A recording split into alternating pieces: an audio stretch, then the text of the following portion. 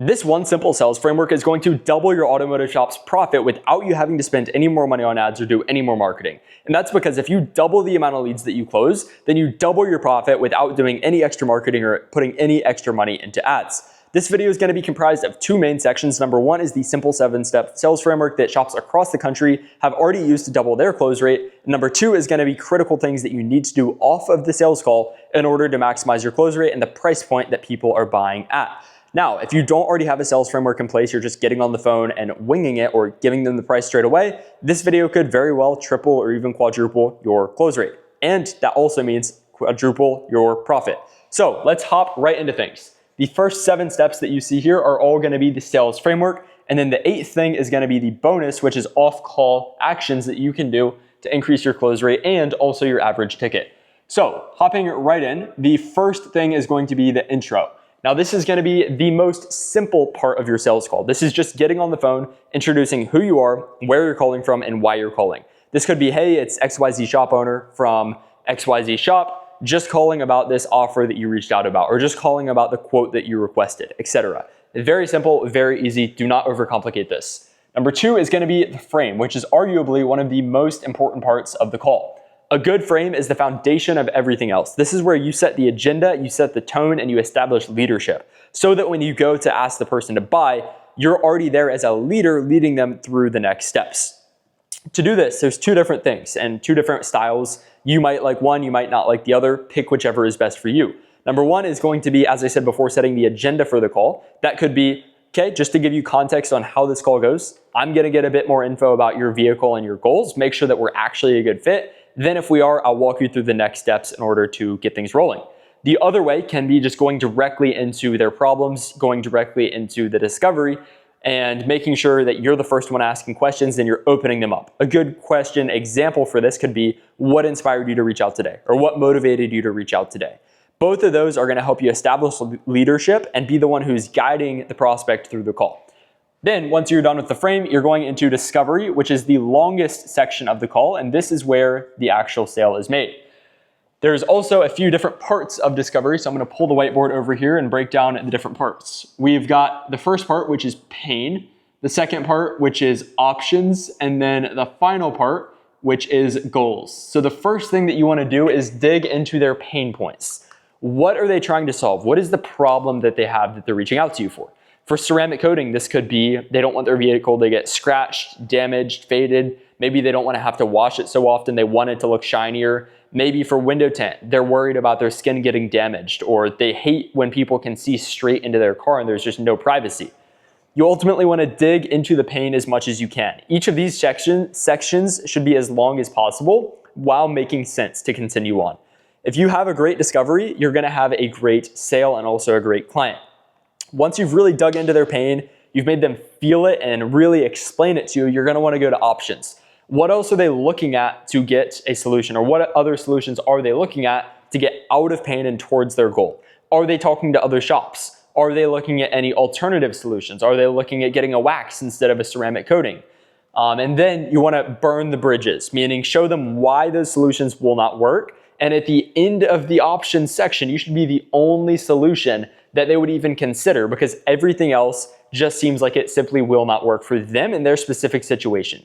If you get to the end of the options section and you still feel like they're not 100% confident on moving forward with you, have them speak to their other options or their other alternatives first, then circle back around with you. Then you're going to want to move into their goals. So we know their pain, we know their options. Now, what is the goal outcome that they're looking to achieve? This is the inverse of their pain point. So they have a pain point, maybe that again is wanting to avoid scratches or swirls. What is the goal? Assuming they get the right solution, they get out of the pain, where do they want to be at? What is their ultimate endpoint? Then you're going to be able to move on to the next section. So just to recap discovery really quick, find their deep pain, identify why their other options will not work, and then get a goal outcome that they want to achieve, so that when you move to the next section, which is label, they feel like you have a really accurate understanding of their situation and their needs. The label is wrapping up everything that you heard in discovery into one simple, clean sentence so that the prospect feels that you have a deep understanding of everything that they need, and you can portray yourself then in the pitch as their perfect solution. So the label could be, based on everything that I've heard, it sounds like you're in this situation, they're pain. You're looking at these alternatives to fix the pain and get to the goal, but you don't feel like they're gonna work because of this reason, or that reason, and your goal ultimately is to get whatever their goal is. Does that all sound right? They say yes. As soon as they say yes, you say, okay, I 100% think that we're the best solution for you. Do you mind if I share the details of what we do? And that's when you're moving into the pitch. The pitch should not be over-explaining. You should be tying back to their pain, back to why they didn't and did want to move forward with other options, and then their goals. Your pitch should be very customized based on the prospect. Do not try to pitch everybody the same. People buy in different ways and people buy for different reasons. So you need to make sure that you're pitching around the right things for each individual prospect. Pitch is a relatively short section. Discovery is going to be much longer than your pitch. And your pitch is basically just walking them through the logistics and the benefits of your solution. Once the pitch is done, you're going to move into objection handling. Now, you're going to notice the objection handling comes before we've even gone over price. We want to figure out, do they feel like this is exactly what they need? So after you finish the pitch, maybe you're going to ask them, after going through everything, do you feel like this is what you need to escape pain and get to goal? If they're not 100% certain that the answer is yes, this is exactly what I need, you have objection handling to do. You can make a joke out of it. You don't sound too confident there. What's holding you back? Or what do you see that you feel like is missing or could have been there? And make sure that everything is answered before you move to the pitch. You should know their time frame. Do they have anyone else who's involved in making the decision? Are they looking at any other shops that they want to talk to before buying, etc., etc. Once you're confident that they have no objections left and there's no reason why they wouldn't move forward, you can move into the fun part, which is the close. This is where you're dropping price and asking them to book in. Now, when you're dropping price, you need to sound extremely confident and you need to end your sentence on the price and then shut up. So normally it's going to be $21.95 to get this ceramic coating package. Right now though, we are running $1,000 off, so it's coming down to just $11.95. Do you want to go ahead and lock that in? And then you're silent. The prospect is the next person to speak. After you drop price, the next person to say something is the person who loses the sale. Do not butt in. The prospect will crack before you as long as you've done everything else right, and then you'll be able to get the close. After you drop price and they confirm they do want to do it, I love the A/B model. So we've got Thursday and Saturday. What works best for you? Okay, we've got 9 a.m. and 1 p.m. What of those is going to be best for you? And then getting them booked in.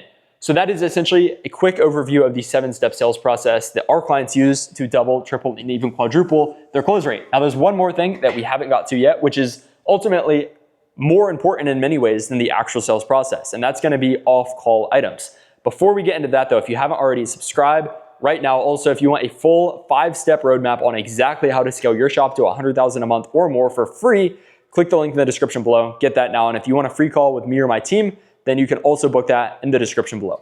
Without anything else said though, let's get right into the bonus.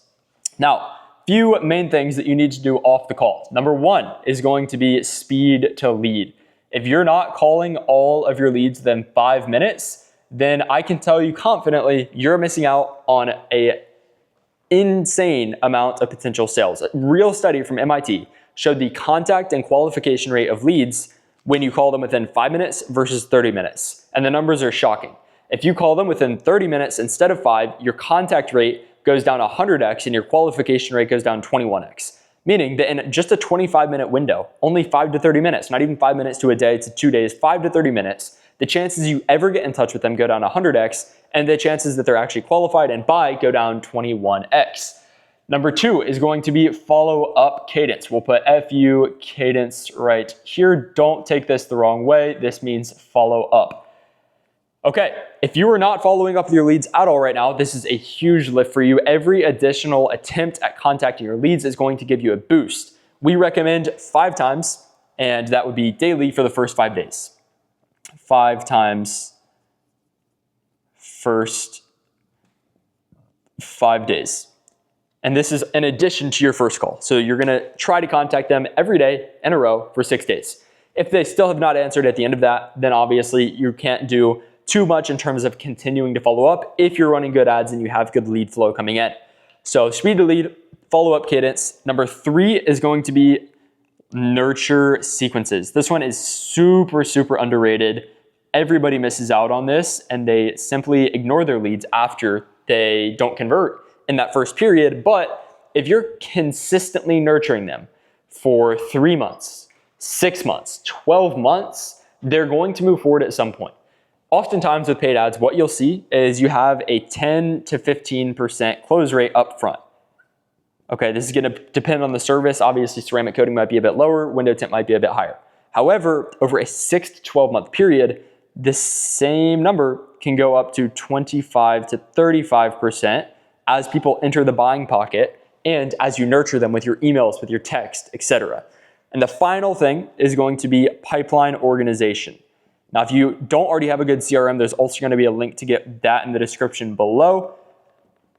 And the biggest thing here is keeping a well-organized pipeline of every single lead you have. Who's my new leads? Who do I need to follow up with? Who is warm? Who is about to buy? Who's already bought? Who's got the job complete? Etc., etc. It's going to help you massively when it comes to organization and again, getting more out of the same input. So once you have all 8 of these key things in place and the 4 subsets right here, your close rate is going to double, if not triple or quadruple, depending on your current skill level. That is it for this video. Again, subscribe if you haven't already, get the free roadmap, book a call, and I will talk to you there.